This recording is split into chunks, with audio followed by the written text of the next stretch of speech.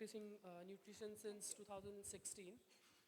Initially, I have started my career like a conventional nutritionist, and then I have got in touch with two of my mentors. They are basically from US, and from them I have been, into the lifestyle reversal disease, particularly diabetes, PCOD. The conventional mindset, or the conventional way of thinking that there are some diseases which cannot be reversed through the nutrition. With my experience, like it's almost more than 10 years with the nutrition only. What I was thinking is that most of the lifestyle diseases is happen due to a bad lifestyle. It can be a bad nutrition, it can be lack of exercise, can be bad gut health. So most of the thing which can be, which is due to lifestyle things, it can be reversed if you can reverse the lifestyle. If you can fix the lifestyle, fix the nutrition, fix the basic supplementation of the patient, you can reverse most of the diseases. I'm not talking about the chronic illnesses. For that, the conventional hospitals are there. They are doing a great job. But when it comes to non-communicable disease like PCOD, PCOS, most of the heart diseases as well, you can definitely reverse with the nutrition. So that's what my experience. I came here, I got to know about this conference through social media, and I was glad that there are people who's talking about nutrition first and then talking about the medication. So I came just to experience and to connect with more people, connect with more doctors and nutrition, and learn more, because this is something which you cannot done that you cannot be like, I have done my MBBS, I have done my nutrition degree, and that's it. This is what I have to do. This is something every day we have to learn. We have to learn the new science. Thank you so much, Dr. Deepak. And that great to have a youngster who's talking about it. Great. Deepak, your basic qualification? So I am basically a nutrition. I'm not doctor. I wanted to try to convince you. So I am basically a nutritionist, and my basic background is basically dietitian. Great. Excellent. Thank you. Excellent. That's good. And doctor?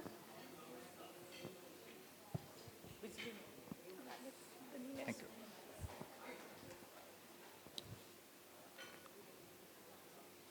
Anybody else? Would you like to give it?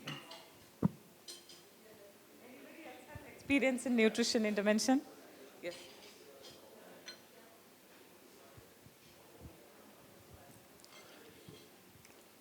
Good morning, everyone. Morning. I'm Krishna Lal from Delhi. I'm basically a management professional. I did my BTech from IIT Delhi long back. I worked for about 43 years in my profession till Corona time. And due to my lifestyle, bad lifestyle I should say, I had lots of challenges. Blood pressure, sugar. And I had severe constipation. No treatment, nothing, no relief. Cramps in my legs, prostate, and insomnia, many of them. Somebody gave me reference of an institution in Delhi from London. Why don't you join those people and change your lifestyle, and you will surely recover. I didn't have time at all because my travel was very, very hectic. Last 5 years before I got my retirement, at the time of Corona, lockdown, I traveled more than 160 times. And so in all the hotels and guest houses, so there's a big problem. Now today, I lost 14 kgs. All my 14 tablets a day, they are zero now. Wow. No Wonderful. surgery, nothing. Only because of evidence-based nutrition, my lifestyle which have changed. And not only that, so into social service, last 4.5 years, and gave me lectures to general masses, and it's just not nutrition. On top of that, it's a balancing 5 elements of nature, ensuring our body is duly detoxified on a proactive basis. So lectures, public lectures, clubs, societies, everywhere where it is required. So I go there and deliver the lectures. So this is in a nutshell. Thank you so much. Thank you so much. Thank you. I mean, Thank great. Another motivating story. Anybody else?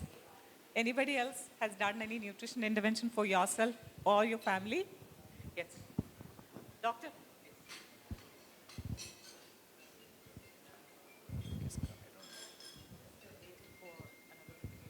Shruti? Like, stuck in traffic a bit.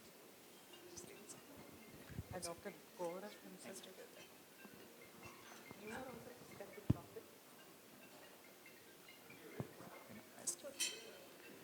Maybe they can just introduce themselves. They Yes, need not yes. have done anything. Yes.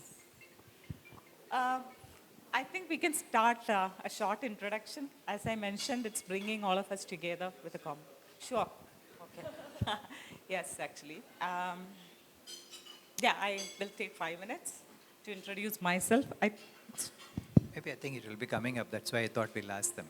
Yours will be, you'll have an introduction. Actually, I will take out my introduction maybe. Okay, so I'm actually right now heading this medical program division. I'm a medical director for Physicians Association for Nutrition, which again, Shruti will be giving an introduction. I'm a medical doctor with a management degree, then later certified with the International Board of Lifestyle Medicine. That was in 2020. I was the top scorer. You know, sometimes when you introduce, it's good to talk about that. And over the last 10, 15 years, I've been doing nutrition intervention only. Basically, initially started with a part-time kind of a thing, not very focused on it. But we could reverse my husband's chronic lifestyle diseases. Like he was having metabolic syndrome by the age of 32, 33. We could reverse that with nutrition and lifestyle intervention, a predominantly whole food plant-based diet. So that's why I got really passionate about it, connected with people across the globe, now heading this. And I do have an organization called Invest on Health, which is managing chronic lifestyle diseases over the last 8 years. And we've covered around 3,000 people. So lots of stories are there, but I would like to listen to a lot of stories from all of you. Yeah.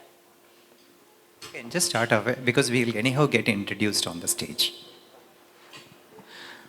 I wasn't expecting to be the first one to introduce myself, but my name is Dr. Manas Kamakshi Sharma, and I'm currently an MBBS intern, and I've been vegan for the past 5 years.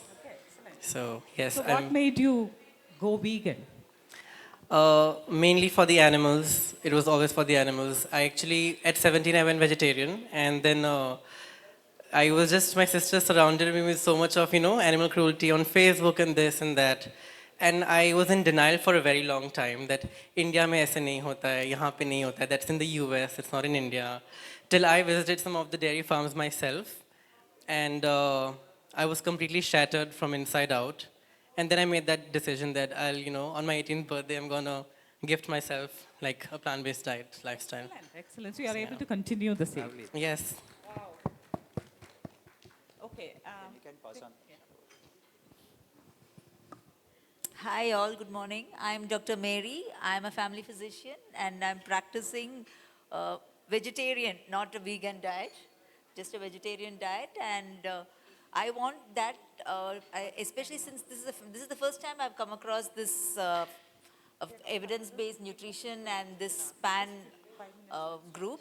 And I was really thrilled or excited to know that something like this is there in Delhi, because I would like to talk about this with my colleagues also, because doctors especially want everything evidence-based. Otherwise, they are not willing to change or even talk about it. So I think even the medical society also should, first of all, realize that this is something very important, not just for the whole family or anything, for our patients also we should encourage.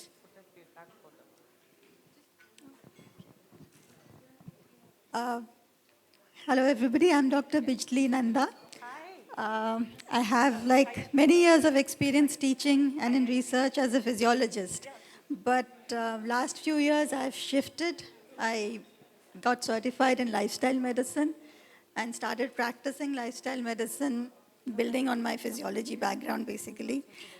Then I got introduced to PAN, so nutrition started taking a little an upper hand.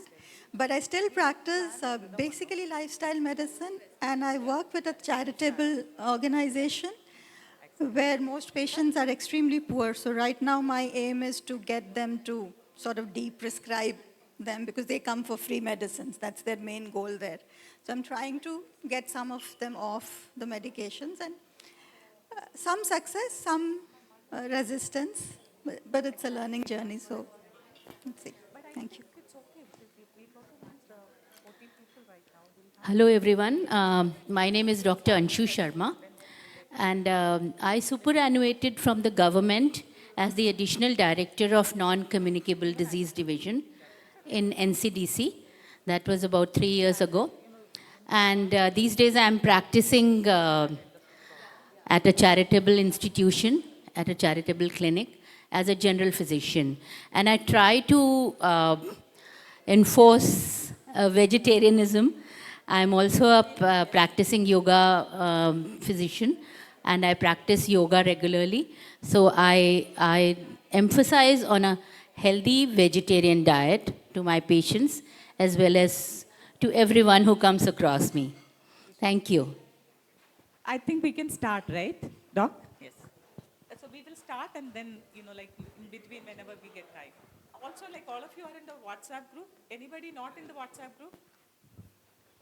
Yeah, everybody's in the WhatsApp group. Okay, so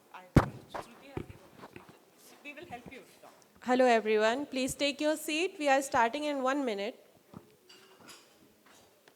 You all can grab your coffee and please sit so that we can start in 1 minute only.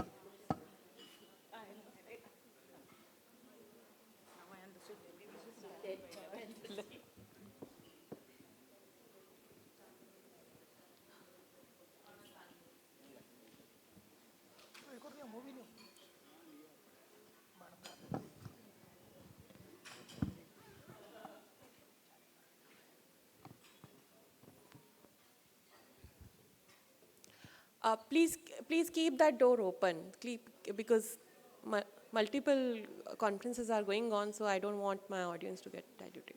Yes. Please keep that door open. Yes. Thank you. First of all, thank you everyone for joining us today for this, the season of festivals are going on, and today is Karwa Chauth, which is most important festival for us. So thank you so much for joining us today. And we are thrilled to host this continuing medical education program in the heart of India's capital, Delhi, as a hub of leading healthcare institution and a center for medical innovation. Delhi provides an ideal setting for advancing discussion on evidence-based nutrition with its diverse population and growing focus on health. It is crucial to engage in meaningful dialogue here to address the nutrition challenges faced by the community and healthcare professionals. So let's join hands together as we come together to honor nature and begin this special event.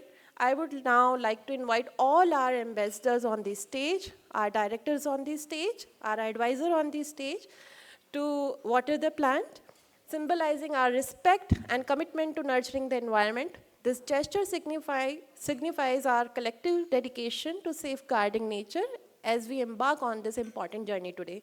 Thank you so much.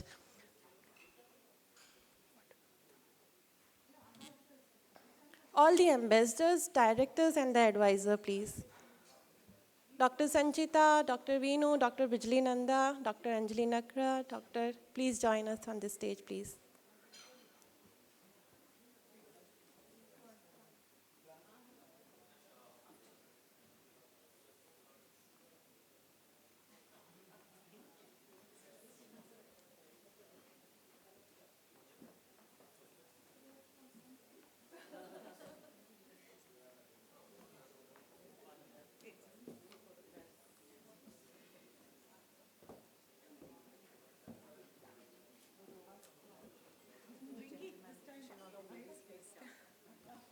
We have our Executive Director, Dr. Rinki Singh.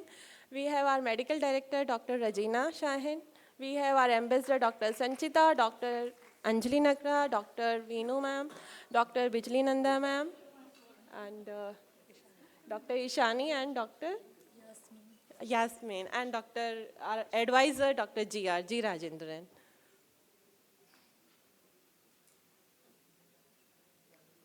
All of you, please join hands together.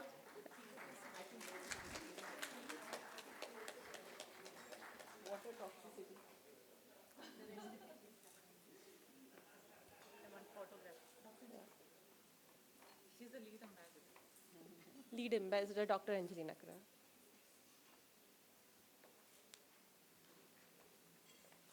Please, Seema, please.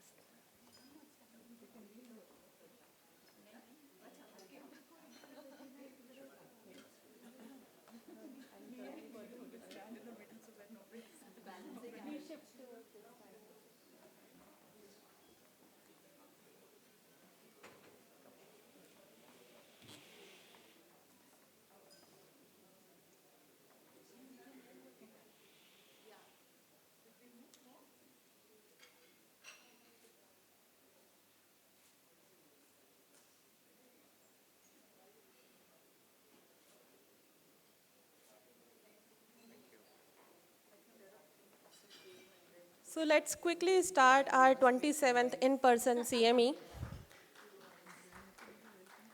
Physician Association for Nutrition. Inaugural speech actually after this. Okay. So, yes. Now, Yeah, please cut. please, ma'am. Let me announce. Dr. Anjali Nakra will take this inaugural speech for us. So, welcome you on stage, ma'am. Thank you, Shruti. Yes, a very good morning to all. It's a privilege to welcome you today here because this is a very important CME from perspective of health and disease. And thanks to Physician Association for Nutrition for hosting this event. They're committed to enable physicians to have a deeper understanding of how healthy, sustainable food choices can improve patient outcomes. So, Shruti has already introduced Dr. Regina, Dr. Rajendran, and of course, we know who you are. Yeah. So as physicians, we understand that at the forefront of healthcare crisis is the rising prevalence of non-communicable diseases such as heart disease, hypertension, obesity, and so many more. And these diseases not only affect our patients' quality of life, but also are straining healthcare systems globally and making them unsustainable. Recent data on physician health in India has also been an eye-opener. Incidence of NCDs is higher in healthcare professionals.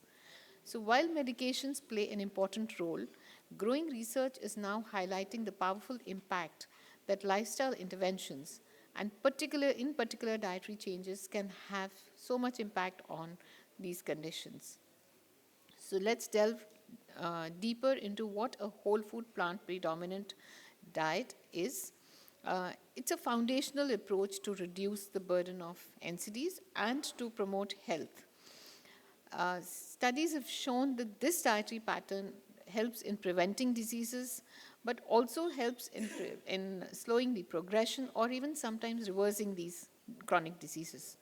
And so for us as healthcare providers, this shift offers an exciting opportunity to empower our patients through evidence-based nutrition and to rethink how we can incorporate this approach in chronic disease management and disease prevention for ourselves and our patients.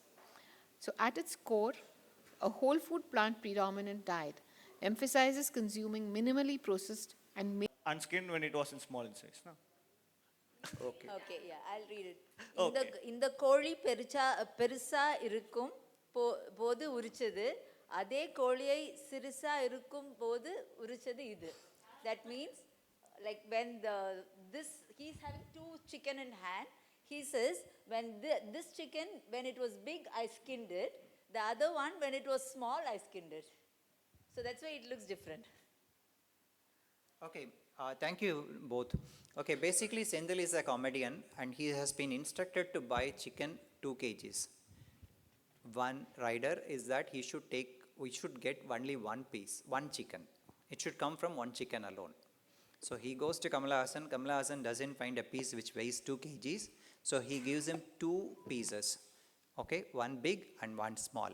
So Sendil gets confused, no, I want only one. Okay, then Kamala Hassan says, no, this is the same chicken only, this I peeled off when it was very small and now when it has become big, so what is small only is likely to become big. So where is the question of differentiating between low risk, a different diet for a low risk and moderate risk group, unless you want acceptability as the main component. Sustainability, patient, no, it's easy to prescribe, somebody has to follow it. Okay, so that's where the difference in prescription came up. Okay, now I'll skip this too. Maybe this is something which is of importance. You can see this. So the one in green, obviously they are supposed to be taken more. So at least 2 servings of vegetables, 2 servings of fruits and complex carbohydrates, okay? That is to be taken every day. Nuts and seeds, maybe a little bit of oil. So that is all limited to be limited to one serving. That's a yogurt. And look at this, not more than 4 servings. Okay, now let's go back to this. 4 servings per week. So even if you're going to take fish, this is 7 by 7. So this is 7 by 7, this is 4 by 7. Okay, so this is, so you must know when you say little bit of unacceptable things, then you must know how much you must prescribe. Okay, so this is all in greens. Then we'll obviously go on to things in yellow. So not more than 3 times a week. Not more than 2 times a week. And occasionally. Okay, now you can go back to this, I'm sorry. Now you can go back to this slide. Maybe you can start prescribing. So this is the best way to make people follow, though whole food plant-based diet 100% is the best way out. But if you aim for the moon, you will never achieve it. Okay, it's important that you take step by step. So this is where things hold good. So as Dr. Ajina was pointing out, it is important you focus on things which have to be increased. So that makes people to follow. And that is the one which is going to show remarkable change also in the outcome. Okay. So there are lots and lots of guidelines have come up since 2010 to 2021. And look at that, majority of the guidelines are focusing on this only. And again, I'll skip that. But I would focus on few guidelines which have come out in the last 10 years or so. So this was published in 2022. And look at that, UK, Australia, Belgium, Lebanon, Malaysia, and Malta, they all say that whole food plant-based diet is a complete food. Okay, a lot of changes have come. The only problem is I'm not sure whether the UK doctors themselves know about this.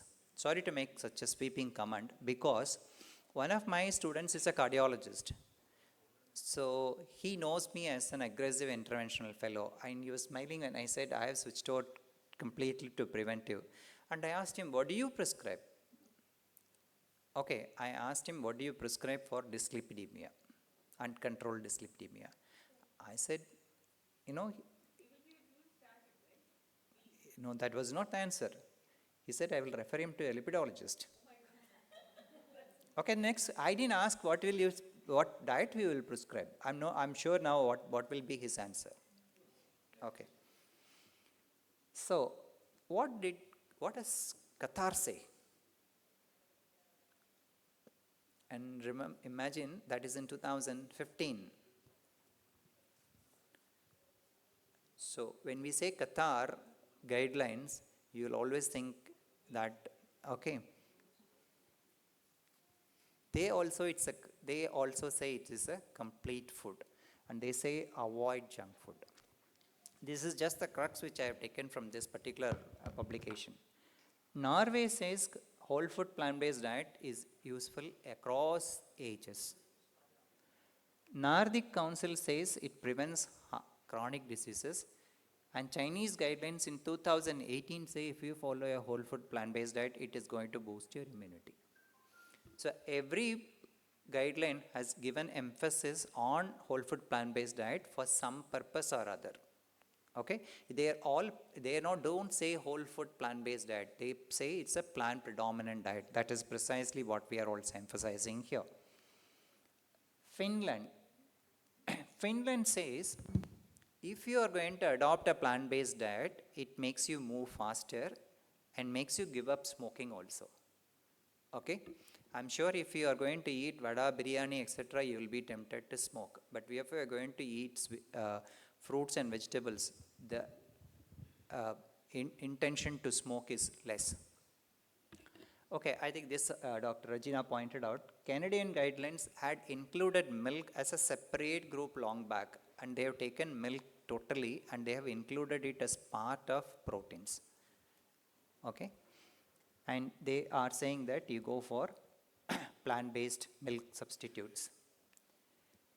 Belgium mentions that you can have calcium without dairy, and they say drinking water is a very good source. Okay, they also encourage fortified plant-based milks. Netherlands and Nordic Council, roughly a decade ago, they included this because of sustainability reasons. So, you would have heard this word One Health, and that's the reason all these guidelines have started focusing on the health of the planet also when they come out with the guideline. So, plant-based diet is basically a whole food plant-based diet is what is important. As was mentioned earlier, a vegan diet need not necessarily be healthy. So we don't need to bring in that word, though it is interchangeably used. That is not to be used. Okay. So half of what you eat as in a day should come from your fruits and vegetables, which will come to around 4 to 6 servings. And 1/4 is from proteins and 1/4 is from your complex carbohydrates. So this forms the basis of whole food plant-based diet. This I'll wait for 30 seconds.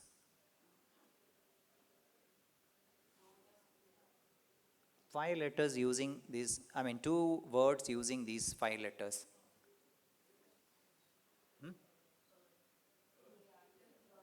Earth, heart and earth. Okay, great. So the heart and earth. So if you want to say the plants, if you want to say the planet, it's important that if a politician is invited for a meeting, they'll say, I'm going to plant so many trees.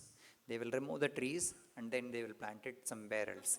But what is more important is eating plants is going to save us as well as the planets. That is the most important message. Okay, I think Dr. Gina showed this picture, planetary health plate. And so if you're going to eat more of plants, it's going to help you bring down all these risk factors as well as diseases, and it's going to help us protect our environment. Okay, that is the most important thing. And I think I have a question left. What is this?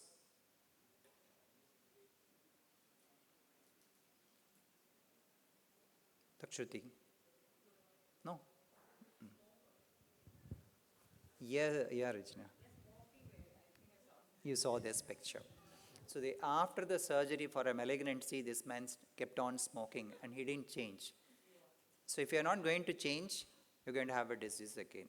And the first change should come from us. Okay, that's the most important thing. I don't expect everybody in this room, 100% of them, to follow 100% of what is expected or written in the books. But it's important that you start moving towards it. That's the most important thing. Maybe I think, is there a cardiologist in this group? If not, I will skip this. I'll skip this. And this is something which we came out. Okay, I think our next speaker is going to speak on the gut. So what you eat, irrespective of your age, is going to be the reason for your problem. Okay. So this is, I made this, okay, both PAN group and my own colleagues helped me out in this one. I had been to Kenya recently, so I thought I'll use that pictures here. So the things start from birth. Okay, I witnessed this delivery. We stayed on there to see the delivery, and the calf started walking until it started. That is not the calf. That is a different one. Okay, so we had these pictures. So the things have to start from birth. Okay, at the schooling age, at the feeding age, and what you eat really matters. What you eat only matters majority of the times. Thank you.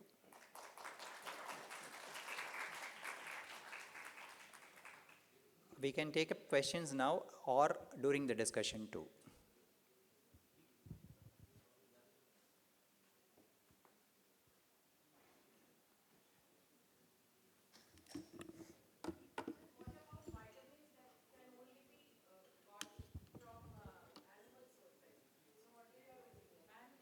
I think we we are having a question also.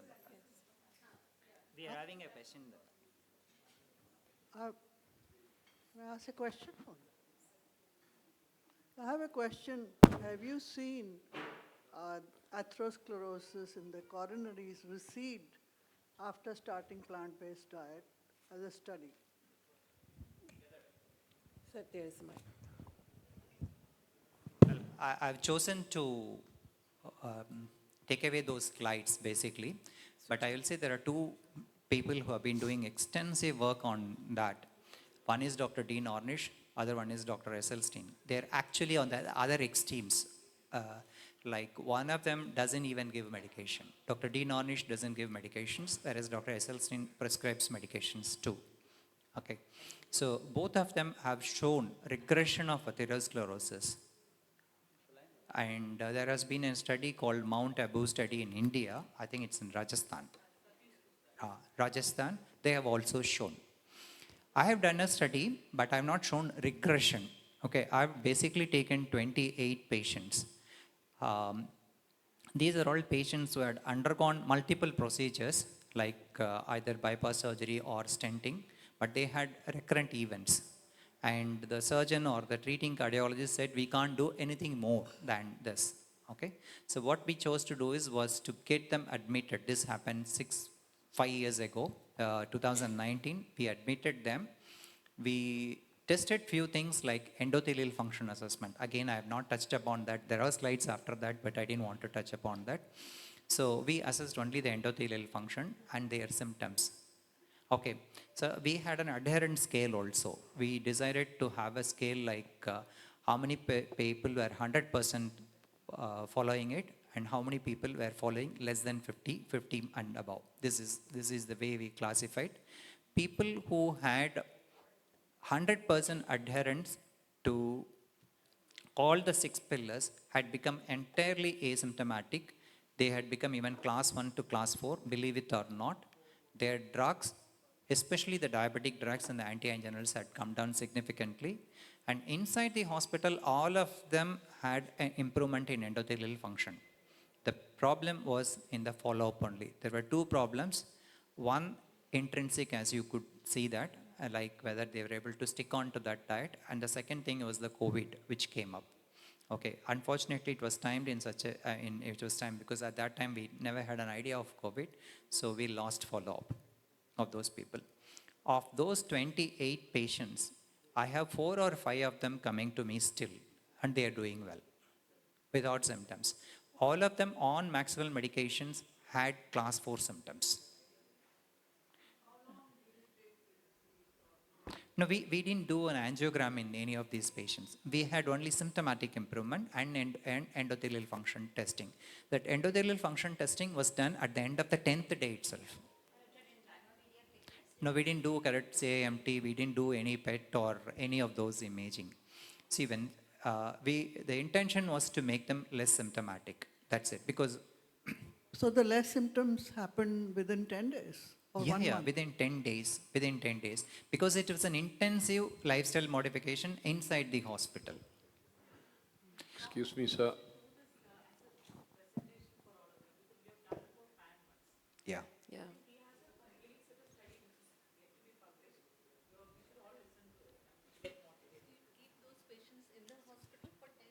We kept them for 10 days. So we are convinced about your vegetable diet being useful. How long did you take to shift from becoming an aggressive interventionist to advising vegetable food? How long did you take, and what for me to change, or yes, for you? Because unless you tell us what were your challenges, how will we change? Yes, sir, your story, sir, please. I think we are going to talk on the panel. Just takes the states. I'll do that. How long did it take There is you? nothing very interesting in that. Anyhow, I'll share. Yeah, sorry. In your slides, you would shown fish to be in green. Given the so much awareness and talks going about the toxicity and how the fishes are, would you still show it in green? Yeah, that is the guidelines, what guidelines say. That is the main reason why I said it is ideal to follow 100% whole food plant-based diet, but people will not be accepting that. So that is where you should come out, say, okay, fine, if you are eating this, you must stick out to this level. That is what I said. I didn't say that you eat. If you're going to eat, restrict it. Yeah, please. Yeah, basically what we are trying to say is guidelines comes every 5 years because they do the analysis. And so the data which is coming in the guideline is 5 years old. So what me and Dr. G are trying to communicate is actually don't be restrictive. Make the other thing positive, like ask them to eat more of healthier stuff. So naturally this will come down. It's a process. You know, like first you learn that eating those things will help you, then you will start liking those tastes, and then you will be able to get out of it. Otherwise, when you address mass and you ask them to completely cut down these things, then it is an ideology and a lot of other things comes into the picture. So to be welcoming actually. So it's very difficult to say what's really happening in that 5 years. Okay. Now, earlier, definitely, I'm very sure at one point of time they're going to take fish out of this because they start claiming it. Okay. Basically, the modern nutrition science, this is something which in the Indian context is very important because every culture tried to make sense out of it. Everybody is actually going after a healthy, eternal healthy living and stuff. So every culture tried to make sense out of it. For example, we have our own traditional systems of medicine which give a lot of importance to diet, like Ayurveda and naturopathy and things like that. What differs Ayurveda and naturopathy when it compared to evidence-based nutrition is we are evidence-driven. We just make a claim that WPB is going to be beneficial in diabetic management, cholesterol management, looking at the previous data or epidemiological studies or something, and we just test it. One of the major testing thing is RCT. Somebody was talking about RCT.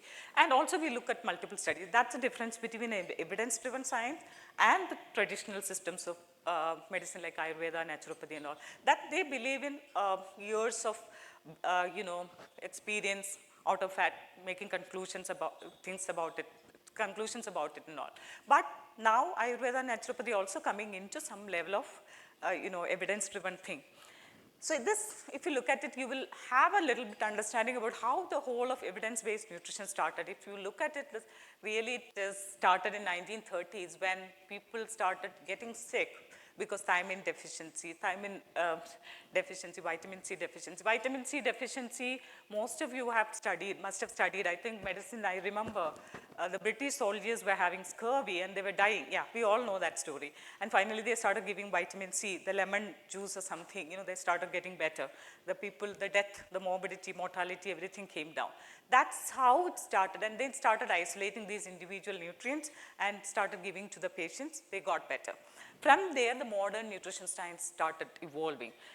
And then we all know the story of Framingham study, 7-country study, which actually focused a lot on individual nutrients, like high fat, high saturated fat. Maybe later, multiple things came, and then, high carbohydrate, high refined carbohydrate, sugar and stuff. So it was again an individual nutrient focused studies. But by 2020, but 1990, 2020, the individual nutrient focus has gone out of picture. What is the not in thing, it's an evolution. It's evolving, it's nutrition science is very new, it's evolving. What is the thing we guide people with? The dietary pattern. Overall dietary pattern is more important than focusing on individual nutrient or individual food. Currently, a lot of these studies have done over the last 20, 25 years. Some of them you must be knowing, like Mediterranean diet, DASH diet, MIND diet, some of them. Even now, vegan diet is extensively studied in the US. So this is what the nutrition science, how the growth of nutrition science happening over the last few decades. You can see that doubling and tripling of studies actually. But I've noticed that none of these things are coming to physician or even specialist. It's all going somewhere else. So if we don't lead this, it will not come to us. We will not be able to make any sense out of what is going on, and we will all be like restricted to one area, with drugs and medicines and procedures, and people will move out of it. I'm seeing that happening in my life because last 10 years I've been practicing. The upper middle class, and now even middle class is coming to me and asking for, doc, how can you take me out of these medications? That will happen to the common man slowly, maybe like 5 or 7 years. By the time, if you're not equipped to do this, we will be out of business, right? And to do that, we need to learn, how do I go back here? Sorry. To do that, we need to learn how evidence-based nutrition works. But I think it is not possible for me to talk a lot about it. We will have another session. We will come to Delhi again. That time we will focus on some of these areas. Basically, just like evidence-based medicine, we are also following the same pyramid path, but not exactly the pyramid path because RCTs are not possible not very much possible in dietary intervention studies. So we give a lot of importance to systematic reviews and meta-analysis. And also as per Dr. Muzaffarin, who is heading the American Nutrition Revolution, is a cardiologist, he is a Tufts University head. He is saying that all these important, making sense out of it is not just focusing on one or eliminating another. It is combining all these things. We will have another session, there is an expert who can talk about this. And one of the studies I want to bring to your notice, please understand, if you haven't started following a healthier eating pattern, this is what it says. This study is being done in latest global data came in 2021. It was done in 204 countries. 15 dietary risk factors were analyzed. We always knew that, high saturated fat is causing disease, high sugar, or maybe high salt over the years of research. But we also kind of conveniently forgotten the fact that underconsumption of certain nutrients are also causing these diseases. Basically, the vegetables, fruits, whole grains, and the one in legumes and all actually. So it's not just important to cut out certain things, it's also important to include the adequate amount of the required food and nutrients into our diet. This is something which is very important. It's a data done in lakhs of people, 204 countries, 30 years. Yeah, another thing which I want to talk, especially in the medical fraternity, this is something again, why evidence-driven nutrition, ma'am was talking about, sometimes it gets confusing because all these years, even our medicine curriculum, we learned that saturated fat is bad for us. It is actually accelerating atherosclerosis. Then there are so many other things books came in which says that saturated fat is not the killer. But a lot of confusion. How many of you read the book called Cholesterol Myth? The Fat, a Big Lie? Nobody has read. Okay, so what happened is one cardiologist and nutritionist came together. One of them was part of the 7-country study. He came and told that, saturated fat is not a killer. And people even the cardiologist started telling them to eat a lot of, follow LCHF, low carbohydrate, high fat diet. People started stuffing their body with high fat. So that was a confusion created, but 2019 or 2017, American Heart Association analyzed around 323 different studies. They said saturated fat coming from any source, including plant-based and animal-based sources, are bad for health, right? It is causing atherosclerosis and making them prone for stroke and heart attack. So some of these things, it's better to know the whole history and where we are currently standing. Another one, so RCTs, though not possible, there are certain cases RCTs are also done. One of them is a portfolio trial. I think what we'll do is we will share these details in the group. It is a 1-month trial. Look at the kind of impact it has. It is very similar to statin. The one in green is a portfolio diet, which is a plant-based diet, more vegetables, fruits, and legumes. Lower one is a statin. So the reduction in the LDL cholesterol of both are very similar. The upper one is just a standard diet actually, with some saturated fat restriction. So it's not that we don't have things. There are lots of stuff outside, but we don't know which one to go for. So that means we need to learn this in a structured way. This is how we should be looking at nutrition. So there is an evidence there. There are a lot of things which is gray area, but there are 60–70% we have more understanding. Take out the scientific data and then your clinical experience. What is the condition, whether the patient is able to follow or patient has any other strong element which like warrants us not put him on a nutrition intervention. And then patient value, somebody who's not ready to go off ghee, asking him to completely go off ghee in the first place will not work. What do you do? As Dr. GR always tells, like, don't talk about what is to be cut. Talk about what can be included, like vegetables, fruits, legumes, more of that, and then helping them to cut down these things. And evidence-based nutrition, currently, basically this, we all know that one of the things as doctors we know is calorie restriction. Calorie restriction brings weight loss. That will help with insulin resistance. That will benefit PCOS patients, diabetic patients, and overall health. That's the only thing we know because that has been there in research for maybe 60, 70 years. One of the major things for longevity or health, anti-aging is calorie restriction. That we all know. But it's not the calorie anymore. Calorie is not this thing anymore. It is more than that, actually. It's not the calorie. It's all about the nutrients. If you are eating a healthy calorie, like a large bowl of fruit with some nuts, is very different from eating one fried item like one of the sweets, which is very common in the festival season. What it is going to do to the body is very different. Right now, we know these things well. And I've already mentioned mind diet. So now it's more of a dietary pattern than individual nutrients or individual foods, single foods actually. So dietary patterns are more researched. So if you see the recent study by Stanford, the twin study, how many of you watched the documentary, You Are What You Eat? All LM people, okay, no, others are also there, very good, excellent. So in that actually they have compared a vegan diet with an omnivorous diet, right? Okay, so the dietary patterns are compared now, unlike the nutrition, single nutrients.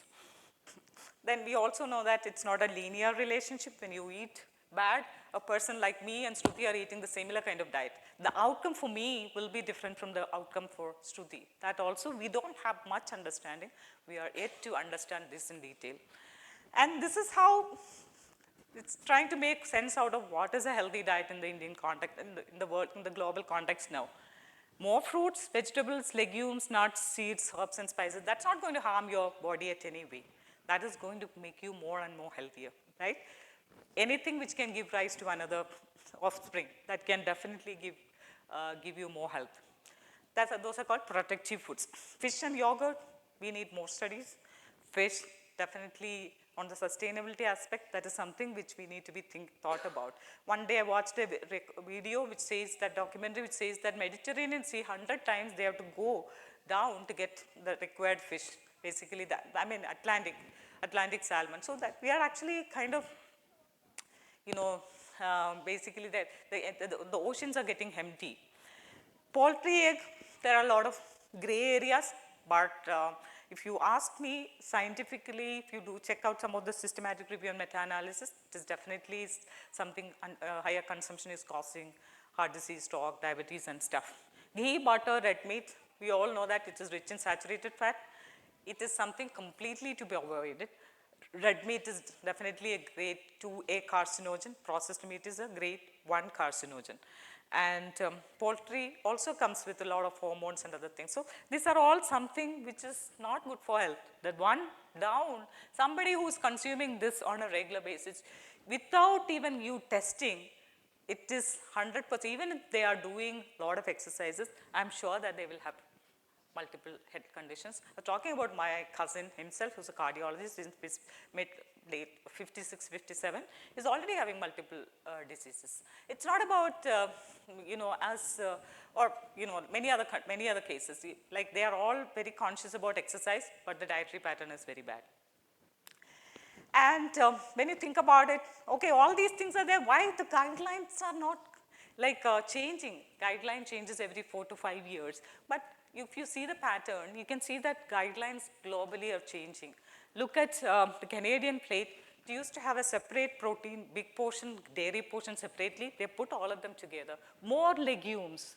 You can see that legumes, nuts, and seeds occupies the protein portion more than egg and other things. And WPB guide, you can see that, a small portion of grains and small portion of protein. Large portion of it is vegetables and fruits. How many of you read about the Eat Lancet Commission diet, reference diet? Yeah, we all. So Eat Lancet Commission reference diet is something we all should learn. We will put these details in the group, few of these things, so that you can start reading, having conversations around this actually. That is a dietary thing pattern, like recommended by 16 eminent personalities across the globe. Some of them sustainability, environmental sustainability expert, and some of them very great doctors. One of them, Walter Willett, who is heading the China Public Health in Harvard, and few others actually. Very, very well studied one. So it says you will have to minimize your animal products to a very small, less than 15%, right? Still, we are not aware of these things. Being doctors, that means we need to upgrade our skill, right? And these are new areas. We go after anything which comes new, which is just a claim most of the time. It needs to be tested, but it's good. Microbiome is coming in a big way. It also has significance to your health, and high fiber, plant-based diet can definitely improve the gut microbiota. It is a great thing which is happening, but at the same time, look at the core and then go to the emerging areas, right? These are all emerging areas. Whoever gets research in these areas should be lucky. And how many of you think that Indian diet is the best diet?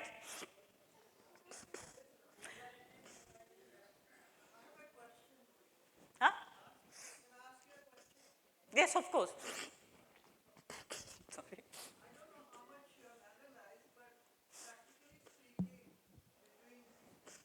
North Indian, South Indian, East Indian, and West Indian diet. Which one do you think is the best? Yeah. Perfect. I'll have a slide. I have a slide on that. Very good. Okay. So Indian diet, the best diet.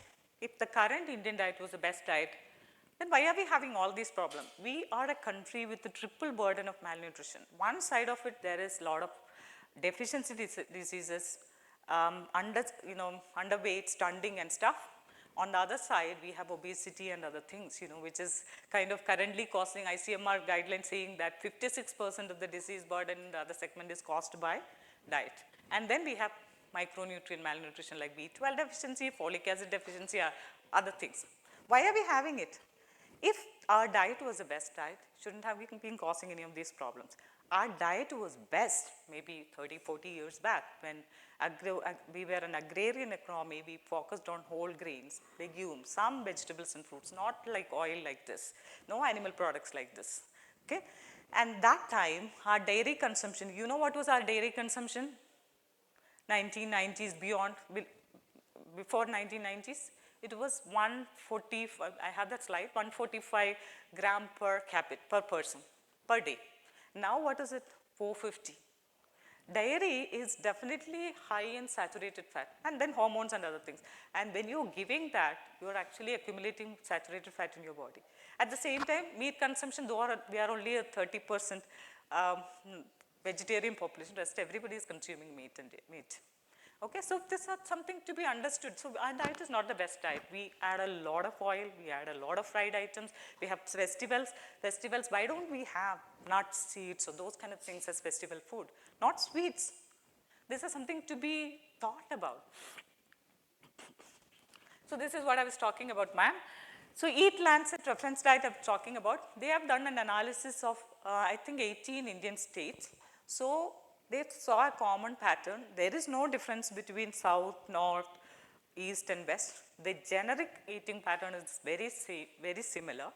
Basically, we're consuming large part of our thing, refined carbohydrate, white rice, maida, and stuff.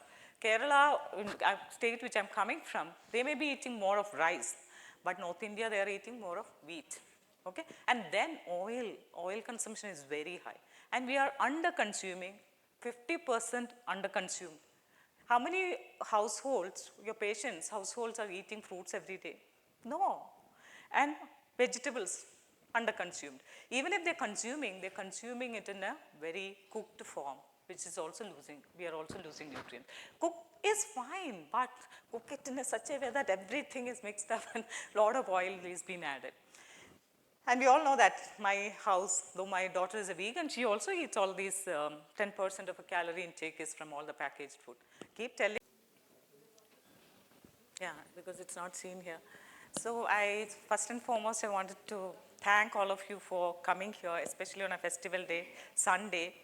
And though we expected around 80 people, I think it's all close to 40 right now, right? Yeah, I think with the numbers. Hope that another 20, 30 more, start coming. Already one is already in. So, so the idea is not to have a CME as such, continuous medical education program, which we are planning in due course of time. This is basically an awareness program, bring all of us together, people who are already doing nutrition intervention, who are practicing nutrition intervention, who are advocating nutrition intervention together under one platform so that we can do a lot of things together. That's the idea. Hence, don't think that it's going to be a CME with a lot of information passed out to you, but there is information. More than that, it's all of us coming together. So our model of work is normally, so we work, I think Shruti will be giving in detail these things. Basically, we work in different areas. One is basically training, integrating nutrition intervention into the core of the curriculum or core of the healthcare system. Part of that, we have two ways of doing it. One is bringing practicing doctors together, provide them tools and resources. One of the tools is having these CMEs, so knowledge is given. And other tools, we are also thinking of working on some apps and other things to help you with managing these things. And that is one part of it. And the second part of it is basically integrating nutrition intervention into the core of the curriculum. That I will tell you why it is needed. That's needed. How many of you, think that nutrition has to be at the core of the curriculum? Yeah, I do have all my stalwarts here. Yeah, definitely. So that is one part of this thing where we are working with the medical colleges. We have done CMEs in 6 AIMS and other 8 government medical colleges. And as I mentioned, tools and resources development is another one.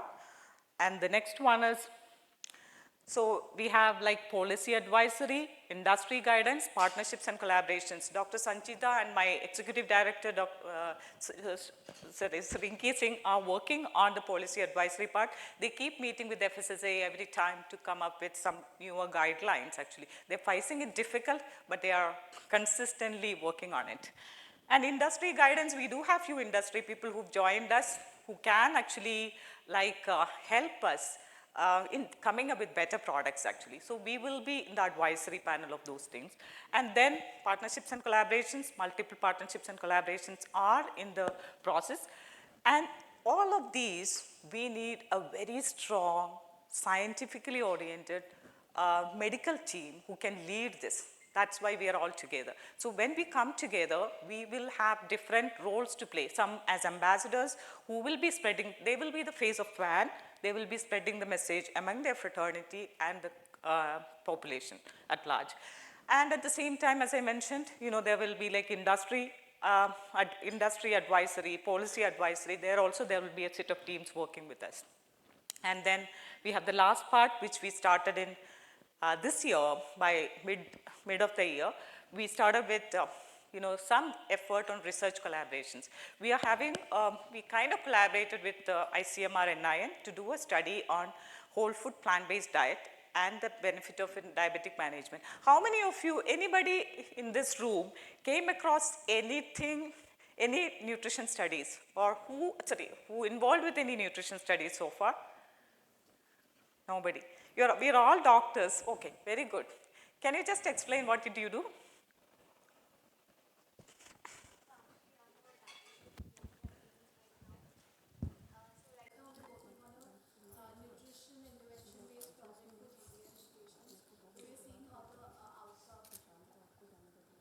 Right now, we are seeing how the nutrition intervention that we are giving to GDM patients, it has a difference in the birth outcomes.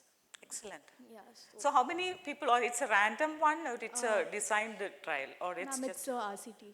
Okay.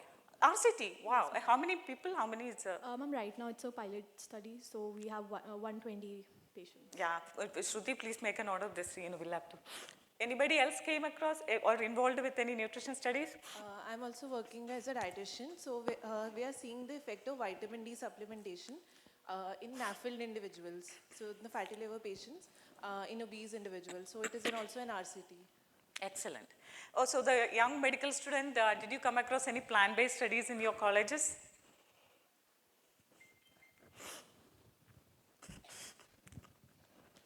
I did try to, start some research on plant-based diet or something on patients. And so far we have not been able to do that trial.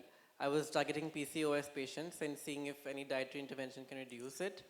But my project did not get through because they did not really believe that a plant-based diet can help Excellent. PCOS patients. This is the truth, right? This is what we experience. I think you should connect with Dr. GR.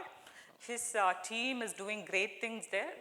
You are there in the group, right? Yeah, we will connect actually. He's doing great things. He has a preventive cardiology unit with a whole full set team. They're doing even a lot of public programs. We should connect. So that's the idea. Bring all of us together, whoever is involved with the research, whoever is involved with the public advisory, bring each of us together so that it becomes a movement, it becomes a revolution, which will help not only us, our future generations, indirectly the planet too. So again, any younger medical students here, why nutrition has to be at the core metrics of the curriculum or the healthcare system? Anybody? Now we have nutritionists, your role is very important. My organization itself have nutritionists. That nutritionist is the main person who's working with the patient. Why still physician need to learn nutrition? The answer I'm going to talk. Sorry, my thoughts and other things are affected since yesterday.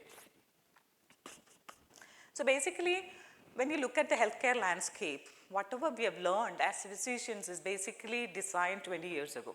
Right? As, 40 something, 20 years ago, whatever they have designed, we learned actually. So it was actually the healthcare landscape, if you look at the health disease landscape, you look at 1990s, major part of our diseases were like 70% of it is non-NCDs actually, it is infectious diseases.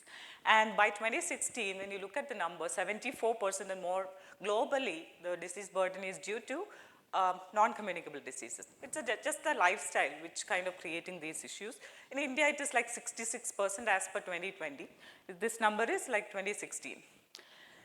So that is one aspect of the story. So the kind of management which we were doing before needs to be changed or needs to be aligned with what we are facing right now. But we haven't done enough effort on those things. We always went ahead with the same way, okay, there is a disease, infection, antibiotic. There is a hypertension, giving a medicine to reduce it. We never thought about addressing the root cause of the illness. That's something which we need to work. At the same time, there are a lot of other issues which is coming in.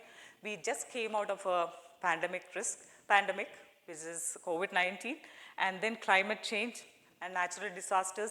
We may be thinking that, oh, it is not something which is very obvious in India, but we are facing, all of us are facing. In Bangalore, actually October timeframe, there is no rain. We had flooding in Bangalore. Not only the flood, when you go through the areas of slum and maybe not so well-developed areas, it's like full of that clay type of sand, and it's so difficult, it can spread multiple infections. We all know that malaria to multiple other diseases are due to that. But we don't have the statistics on those numbers, but it is coming up now. When you look at all these issues, there is a common thread. What is it? That's our food system. The way we eat, the way we live is actually causing these issues. 90% of the issues in disease management can be or should be addressed with the nutrition. That's what the latest statistics says.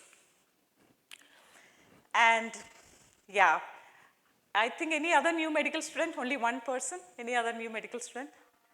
Okay.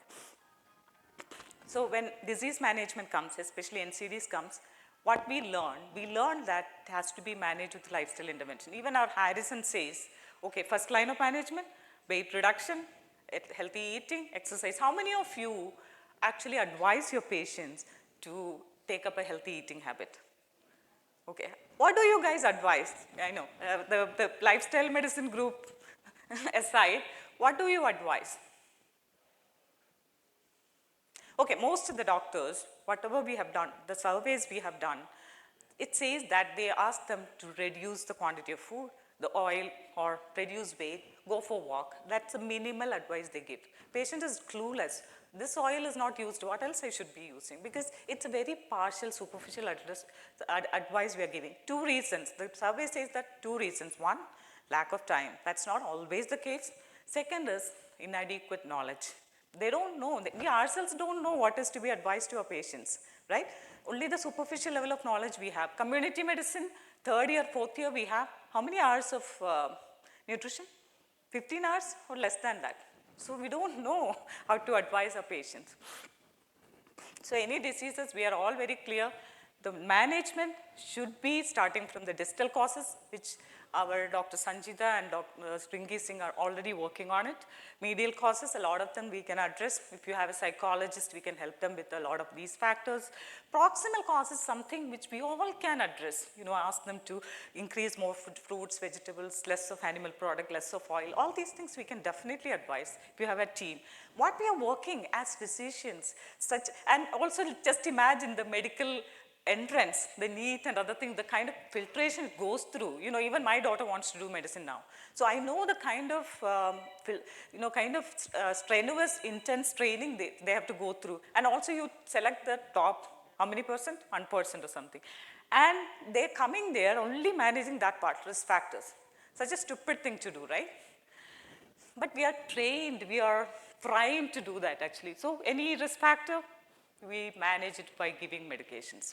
That's what we are doing. But we are able to do much beyond that because we are kind of like all those 5, 6 years or 7, 8 years of training put us into a kind of a very narrow frame where a medicine, a drug, a medicine, a drug. That's what actually, this is a drug. That's what we are able to do. We are not able to go beyond that. This is what exactly we are doing.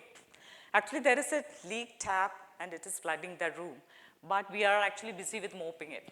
We are not giving the right things to our patients. This situation needs to change. Even if your family member, your husband, your wife, your children, or whoever is getting sick, when they go to a doctor, the first thing they should do is nutrition and lifestyle intervention. If it doesn't work for multiple reasons, you can always have other arenas. Or this should be the way of management. But if you look at the overall healthcare landscape across or globally, you can see that US is already much advanced compared to us because they already have a kind of riding the wave. Nutrition and lifestyle intervention, we are all certified with IBLM. So where we got certified, it's with IBLM, ACL, American College of Lifestyle Medicine. They are actually riding the wave. And then lifestyle medicine is the only way to manage diseases? It's not. So certain cases, lifestyle intervention will not work. Maybe because of lack of adherence or maybe because there is a strong familial component or some other reason. So you always have a role for optimal medical therapy and surgeries and procedures also has its role. That's why a doctor needs to come into the picture because he will understand much better than others where a nutrition intervention work or lifestyle intervention work, where it doesn't work, right? Sorry. Physicians, this is what I said. Currently, how many of you following Rujeda? Rujeda Deepak? Yes. Okay. How many of you following Pooja Makhija? Okay. So basically what even people like us who are scientifically oriented, who knows about things are following some of the social media influencers to get knowledge and adapt to our lifestyle. We are not actually having the skill set. So basically, common man is totally confused. One side, your cardiologist says, oh yeah, you should go for a low carbohydrate, high fat diet or keto diet. And the other side, somebody is saying that you should eat more fruits and vegetables. They're totally confused where to believe, whom to believe, or protein supplements to be taken. They're totally confused. This confusion needs to be avoided. And finally, he goes to the physician. And including my cousin, I was telling Dr. GR, he's a cardiologist who I used to take a lot of advice. He's still talking about LCHF. You need to eat more proteins. Yeah, that's the way it is going. So the physician himself doesn't have enough knowledge to guide their patient to manage these diseases. So we are in a soup. This is some proof for that. This is not an Indian scenario. This is happening globally. This is actually Crowley et al. Actually, they are also saying that nutrition is insufficiently incorporated in the medical curriculum. Because of that, when you come out as a doctor, you are not able to actually guide people the way it is to be guided to lose weight, to reduce their cholesterol. Have you done any, other than the ideological part of being a vegan, have you started recommending your patients to eat more fruits, vegetables, legumes and all? Excellent. Yes, ma'am.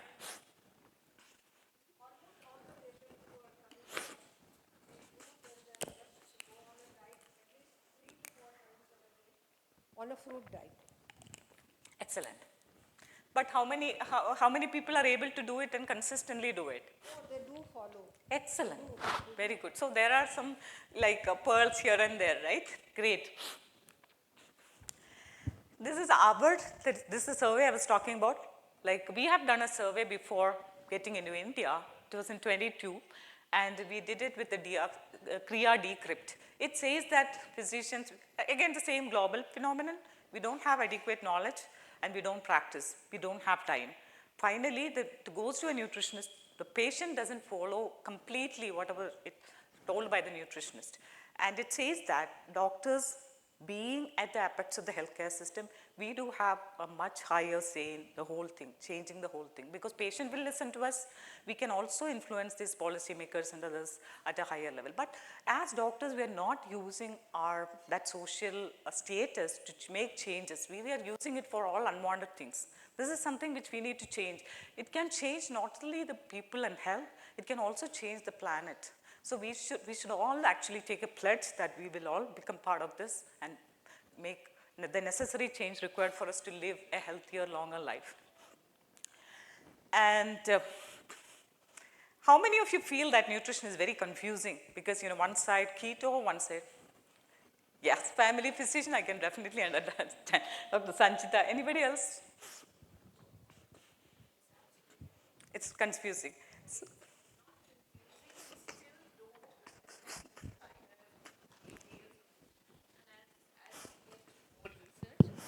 I think we'll get there. excellent, that's the right answer. Basically, it's not confusing. As we said, we never gave a lot of importance to nutrition as a specialty or as a domain. We always taken it as a second-hand thing. And hence, the studies were much less, maybe 20 years ago. But if you look at over the last 20 years, there are like lakhs of studies which came in, and there are tools to analyze things better. But we are lagging behind because we don't have the fundamental basic knowledge to analyze it and come to logical conclusions about it. This gap, if we don't build, we will not be able to get to the next level. At the same time, all the nutrition studies are done by people who are not directly related to nutrition. Even the dietitians, the nutritionists are getting very less funds for their studies. Yeah, this is a confusion for everybody, but let's see how we can actually, in the superficial level, how we can make sense of it, and we will come up with more and more courses on this. A little bit understanding the history of nutrition, as ma'am said, sometimes it's better to know this history so that you know that it's an evolutionary process, whether to believe it or you can start. Like you can see that the lumen is not narrowed here, it's wide open. This is the lumen, this is wide open, and you can see actually the calcium. So treadmill could be positive somewhere here, okay? So here it picks up. And you can also see some lesions here which will not be picked up by your CT. That is what I wanted to emphasize on.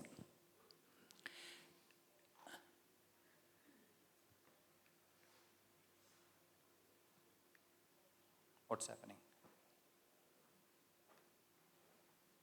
Yeah. So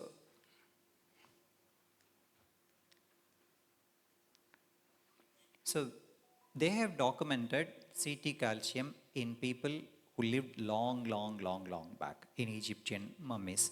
Okay? So this is despite the fact that there was no transport there. So they were using their feet. They were on their feet. Okay? They were not smoking. Blood pressure was literally unknown, and majority of the people were eating a plant predominant diet. Then why did this happen in those people? So that's the next question. Yeah, please. Usually the pharaohs who are rich and who are all eating not plant-based, they were eating meat. So I think that is... Okay, can you repeat, sorry? So it was meant the mummification was done only for a select group of people Yes. who were indulging in non-vegetarian food. This is precisely what I wanted. Thank you.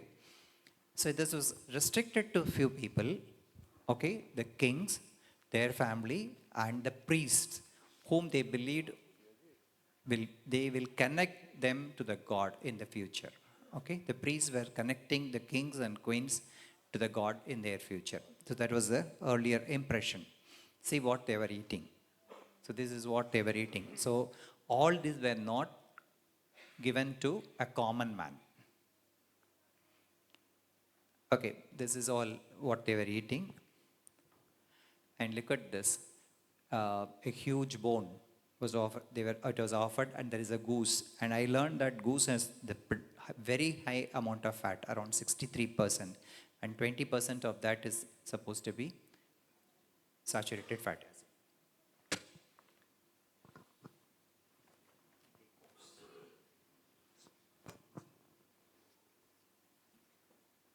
Okay, so the mummification was not restricted to the kings and queens. It was also, they also mummified the animals which they were supposed to carry along with them after death, so that they can eat it on the way when after passing to reach the God. Okay, so this was the presumption earlier. So the second one, just have a look at this. Okay, just 15 seconds, then we'll move on to the question. So I have made some observations here. Which of the following statement is wrong? China's heart disease burden is more than India given their meat intake. It is less in India given their vegetarian portions, and none of the above. I don't know how many of you answered, but it looks like predominantly none of the above. What did you observe from the previous slide? I'll put it up again. Now look at that. Is it in red? Red, India versus China.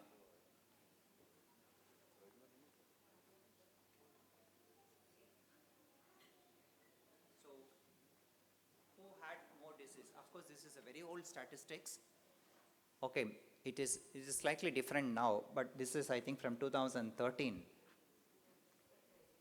Can you see that? Actually, we had more disease than them at that time. So what was the real cause? Anything specific? Can you imagine if I am to travel to China, I think I'll have to do a lot of homework now, because I wonder whether I will have a whole food plant-based diet, isn't it? That is the level. Why is that they had lesser disease than us?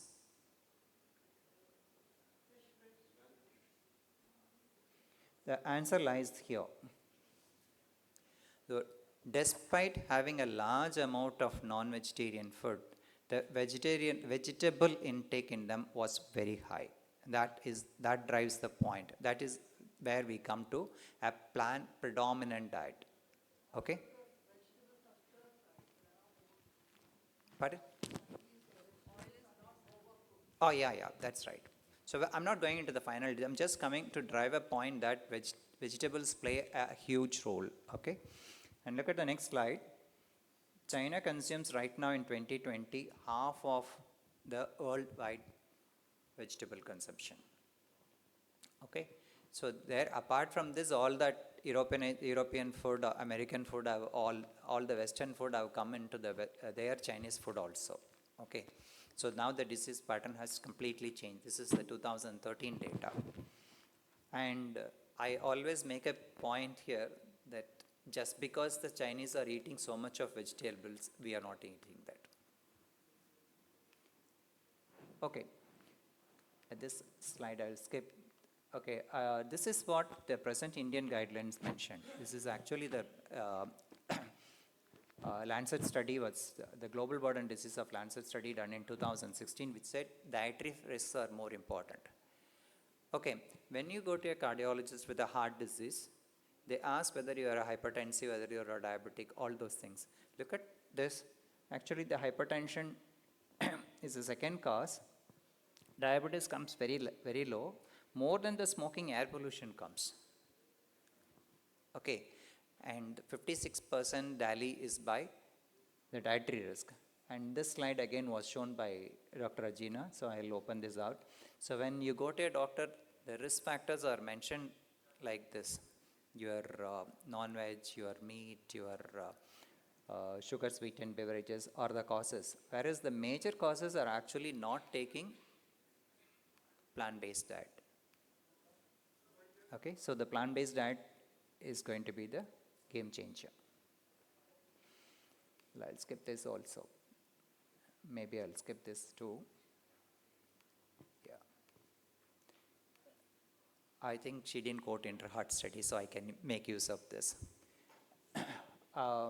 Interheart study was done in 52 countries. It's basically a large standardized case control study, and it was on acute MI patients. 2/3 of the MI were actually caused by smoking and dyslipidemia.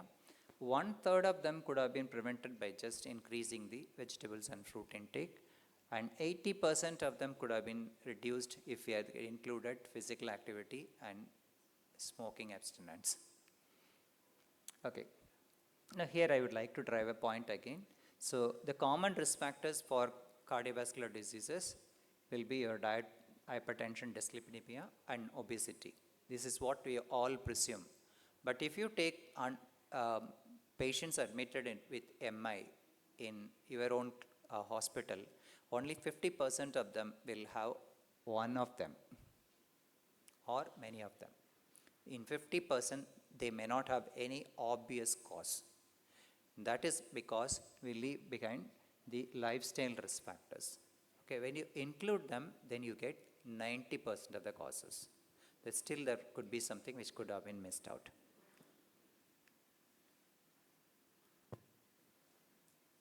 Okay, so guidelines, when it comes to guidelines, we all bank on guidelines, isn't it? Every time a guideline comes out, no, it comes through the pharma, mainly it reaches out the doctors and people share it in WhatsApp and whatever social platforms. I'm not sure how many of them actually read it, okay?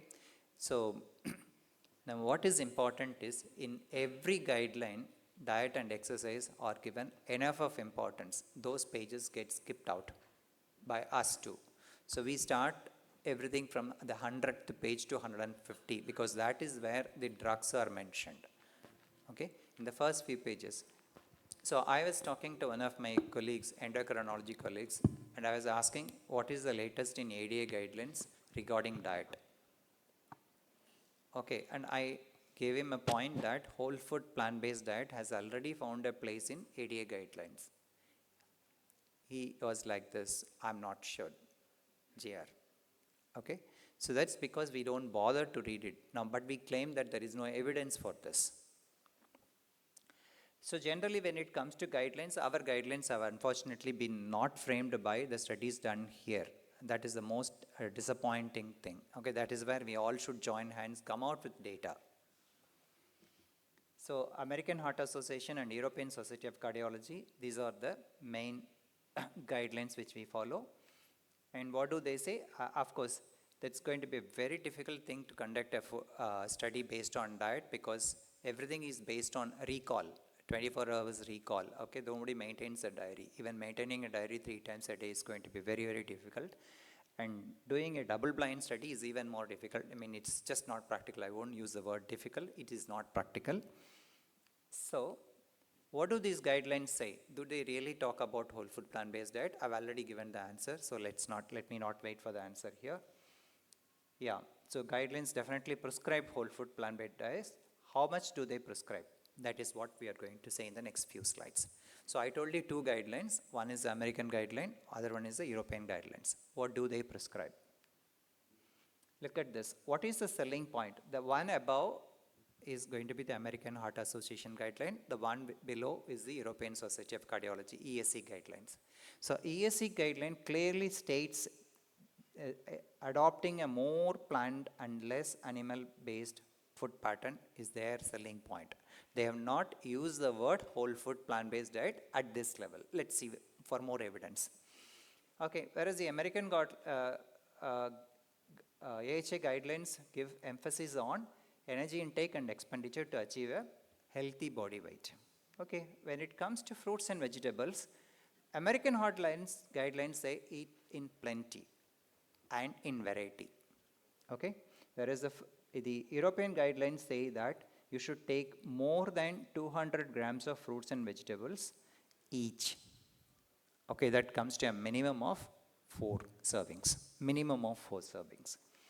When it comes to whole grains, both of them say that you should avoid whole grains when it comes to grains. And the grain should be the predominant source of fiber as far as the ESC is concerned. Now see, the word whole food plant-based diet has not been explicitly used here, but it is the meaning. Okay. Fat, again, don't use animal fat. That is the inference from both of them, and keep the SFA to less than 10%. I think AHA says less than 7%. Okay, when it comes to proteins, again, look at the word. AHA very clearly says mostly protein from plants. It specifies that it could be legumes and nuts. Otherwise, it could be from seafood or fish. Low fat or fat free dairy products. Choose lean cuts and avoid processed forms. Okay, so a similar statement from ESC also. So it's more predominant, more emphasis on nuts and fish.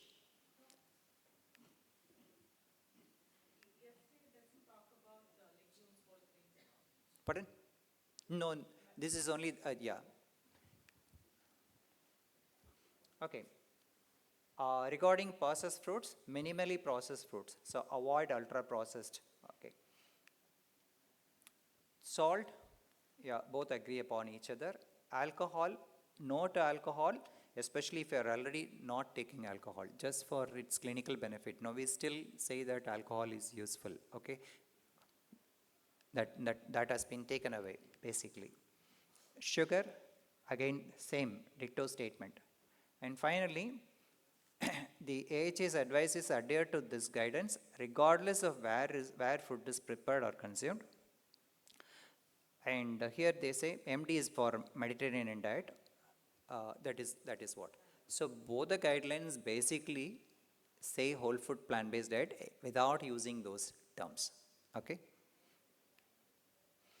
Now, this study was published in 2021. This guidance came from 2021. They basically categorized people into 2 groups, high risk and low risk. Okay, high or very high risk, low and moderate risk. These 2 are clubbed together. Okay, there are 2 different recommendations they have given. Okay, now let's see what they say. I have put up this very high group in green and moderate and low risk in red. It looks a little paradoxical. You will understand why I have put it up later. So when it comes, they have just given various groups of food. When it comes to plant food, if you are under a high risk category, then you are supposed to take fresh fruit, raw or cooked vegetables and pulses. If you don't have that much of risk, maybe you can include little bit of candies, etc. Okay. Unrefined carbohydrate is best for people at high risk, but you can also take some white rice if you are not at that high risk. Whole grains, again, you can even take white bread once in a while if you are going to belong to the moderate risk. Dairy, again, low fat, maybe once in a while if you can indulge in ice cream. Fat, predominantly plant-based. Okay. Salt, that alone they say it is same as for high risk. Otherwise, rest of the things, that little bit of moderation is allowed for people with low to moderate risk. Okay. Similarly, they have just given some specifications. Now, why is this color difference? Why is this paradox?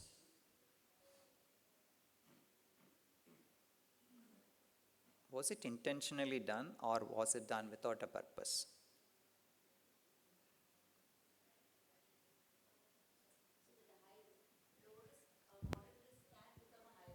Low risk can become a high risk. So if you're going to take all that in green, you will ever remain in green. Okay? If you are going to take the ones in red, you are going to become that. Okay? Now I'll just tell a small story. How many of you can read Tamil? Is there anyone who can read Tamil? You can read. Can you read it out? Just introduce yourself. You are? Great, great. Do you know this movie? No, it's an old movie, right? So It's a very old movie, but you can identify the actor. I think many of you can Senthil. identify. It's Senthil, right? No, the other person. Kaundamani. See, you can't miss out Kamala Hassan and say Senthil. People here will not be knowing Senthil at all. Senthil is a comedian. The other guy, this guy, Kaundamani. this guy is, I don't know. this guy is Kamala Hassan, man. Okay, okay. Kamala Hassan. What is this? I'll read it. He's a Delhian, but he knows Senthil, which many of you may not, none of you must be knowing, isn't it? So can you read out this? Yeah. And translate into Hindi or Tamil, in English. Okay. You've forgotten Tamil? I hope I'm not dragging you. I'll read it. Yeah. So what he's saying here is the one on the right is the chicken, which was unskinned when it was big in size, and the one on the left hand was the one he. Her, but it's an easy availability. We can't help it. And then inadequate protein intake. Why we are having inadequate protein intake? There is no structured study done in India which shows protein intake is low. But there are some studies done by Dan and other people which says that 80% of India is protein deficient. Why we are protein deficient? Any idea? Because we are filling our body with all the other stuff, like the packaged food and grains. 70% of our, 70 to 80% of our calories are from refined grains. In rural areas, it is 80%. I think other areas, it is 50, 60 to 70%. And a lot of oil. So we are not giving room for our legumes. And we have this much rice and one side dal. That's how, or 4 chapatis, 1 dal. And this need to be changed. First, we need to change. This is how, so this is a healthy pattern, more or less. But now our food is occupied by all these, especially in the urban areas. And you can see a lot of them taking muscle blaze to different type of protein, optimum. Everybody, I'm taking optimum. Doc, I eat all these things a little while. One of the doctor, she's from Kottayam, okay, she's saying that she's eating healthy, and every lunch, 11 o'clock meal is always a fried thing with coffee, tea and stuff, but everybody is feeling that they're eating healthy because they're taking muscle blaze, or some protein supplement, or some supplement. And you're stuffing your body with all unwanted things, and then eating this thing, thinking that will actually counter the whatever you were eating already. This is one, yeah. Sorry.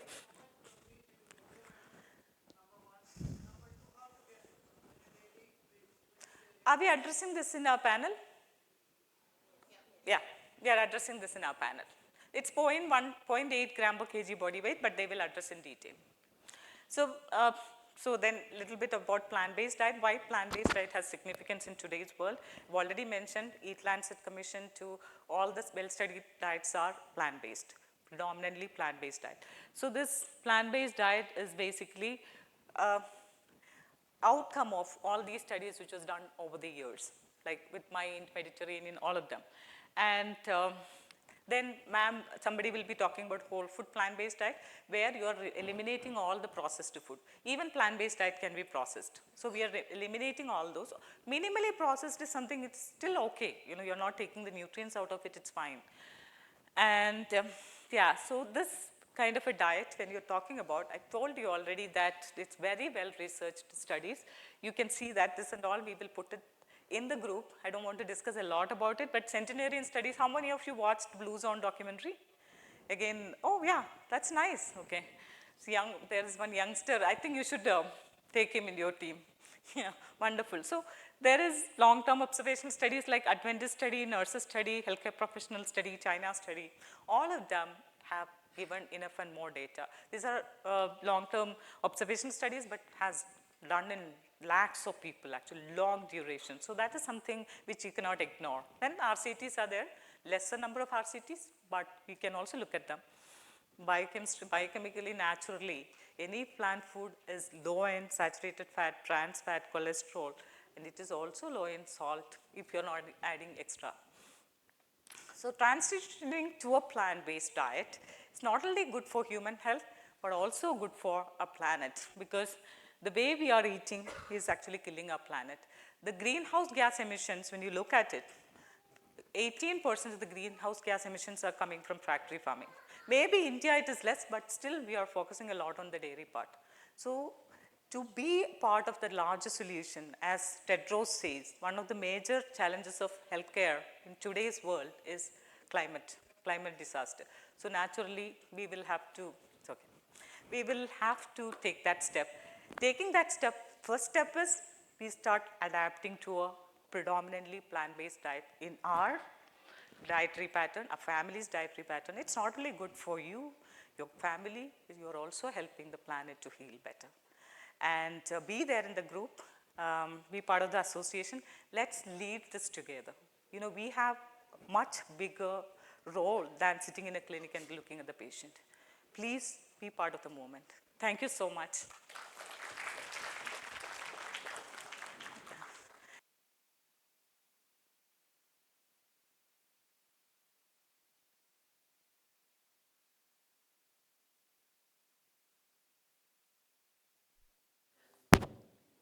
Thank you, Dr. Rajina, for this eye-opening session. As you always say, go plant-based for people and planet.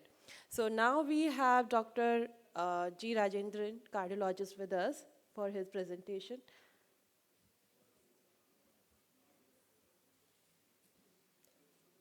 Can you please switch my laptop for 1 minute? Just for 1 minute. So we have Dr. G. Rajendran with us. And okay, so he will introduce himself by, okay, thank you, sir, please join.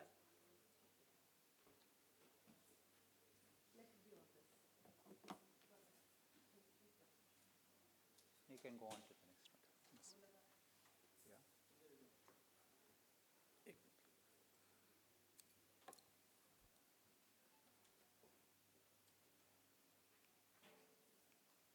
This is the forward button.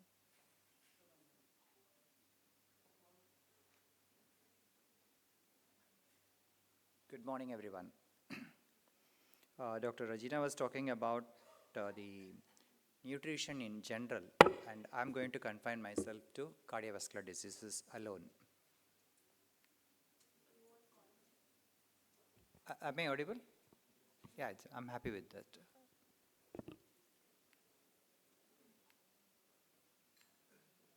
Okay, I would like you people to scan this QR code so that we can make things a little bit interactive. And I wish it works. And thanks for starting this program late, because it took half an hour to put this in place. So I made use of that time. I wish it works.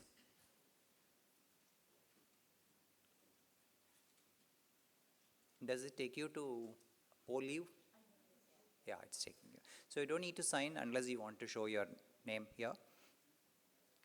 Okay, this is how the flow is going to be. So a short introduction about myself. This is my hobby, and most of the weekends go around, and that's part of my terrace garden, which I maintain.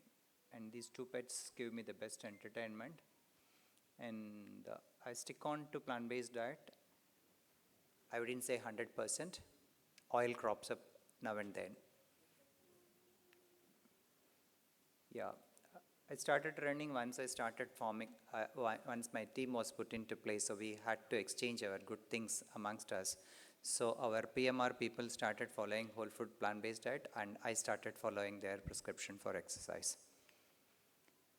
So once upon a time, I was opening up the vessels like this, the carotid iliacs, and this is actually a carotid body tumor where I was closing the vessels and giving it to the surgeons to operate, reducing the vascularity. And these are uterine vessels and bronchial vessels bleeding from those respective sites. So I gave up interventions roughly 10 years back and switched over to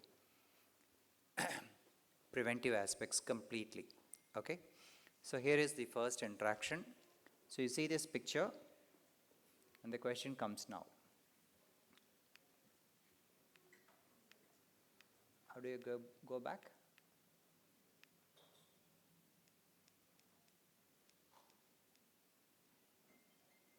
Yeah, so there is a stain here. You can see it beneath this place. Okay, so you can start typing. What is the likely, you are not able to type? Oh, we tried it for so long a period. Okay, that's not let's not worry about it. So I'll have to take back the statement which I made. Shruti, you should have started it earlier. That half an hour didn't help. Oh, it's coming. It's coming. So it's working for some. Like whole food plant-based diet, some people are able to follow, many are not able to. So that works here too. It's coming. That's great. Thank you. So we will wait for the answers. We will possibly discuss that at the end. So we'll go on to the second question. Can somebody? No.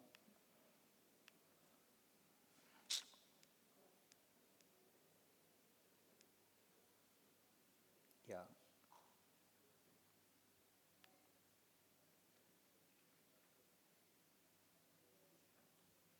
The questions will be visible on your screen, so you can answer this. So something that reduces sugar level as well as cardiovascular disease.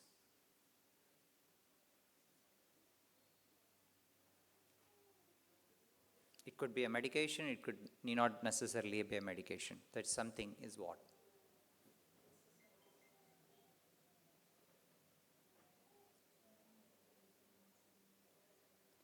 Okay, we will not wait for the answer. That is something that helps you shed weight and helps you overcome CVD.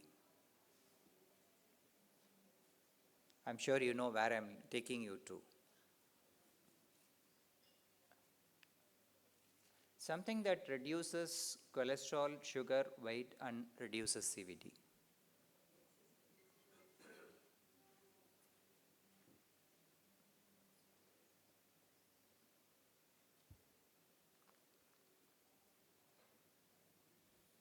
So whatever I wanted has come, so I'll move on.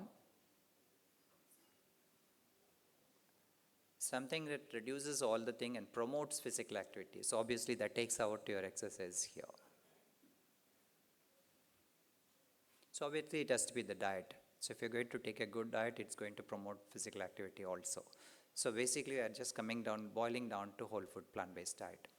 We'll see the evidence for that. Okay. So this is what I was treating at. Basically, I was treating the tip of the iceberg. Many of us do the same thing. We cater to a large group of people, and finally we believe that we have done our best. Okay, and Dr. Rajini was telling this about this, the proximal, distal, or all those causes. So we treat blood pressure, sugar, obesity, and possibly dyslipidemia. This is precisely what I was also doing. And because I'm a cardiologist, I was focusing a little bit on subclinical atherosclerosis also, before that manifests. Okay, people believe on treadmill, but that doesn't hold true actually. So there are ways to find out subclinical atherosclerosis. So again, do we actually solve the problem? No. Like what Regina was saying, so it is important we focus on the 6 pillars. So those 6 pillars, okay, are these. Okay, sorry.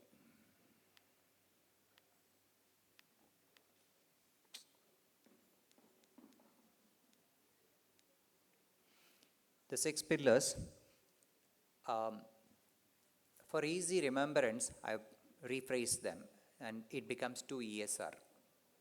2 E's, 2 S and 2 R's. Especially when it comes to undergraduates, they always see it in the form of mnemonic to be vomited in the exams. But if you start practicing, you don't need to remember at all. Okay? So 2E, 2S and 2R. And I think you were already given an outline of this. We also said, she was also saying that because of the change in lifestyle, we are ending up in seeing chronic diseases. So, how many of you think that it's a modern disease?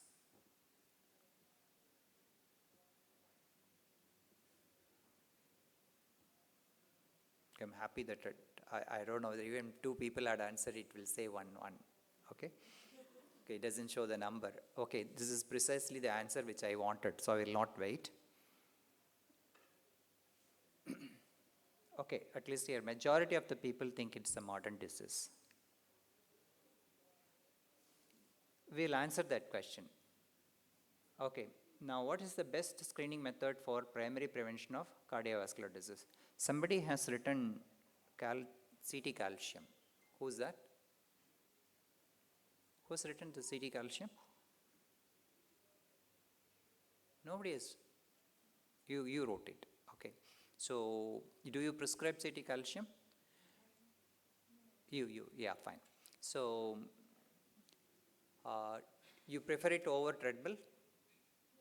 Any reason? No, why do you prefer it over treadmill?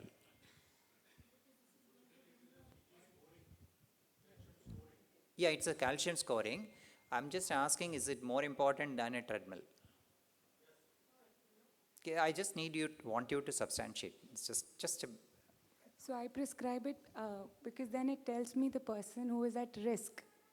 And that's where I apply my prevention. Can't that be found out by doing a treadmill?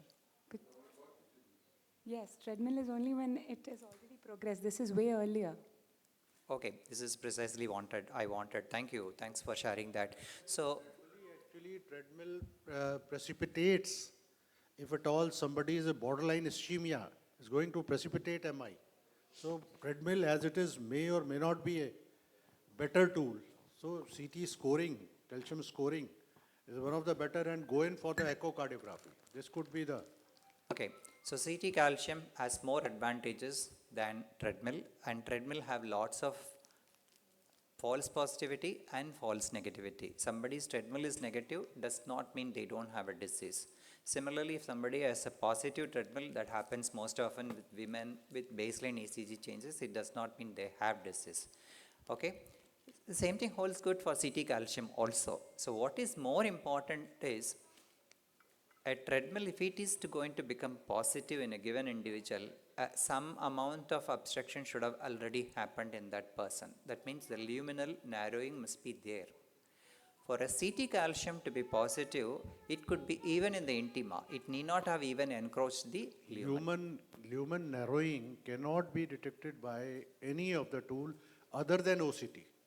Yeah, I'm not. We are not if you are discussing going in about for the this. I'm just telling why CT calcium is superior to treadmill. Okay, so treadmill CT calcium depicts the plaque formation or predisposition.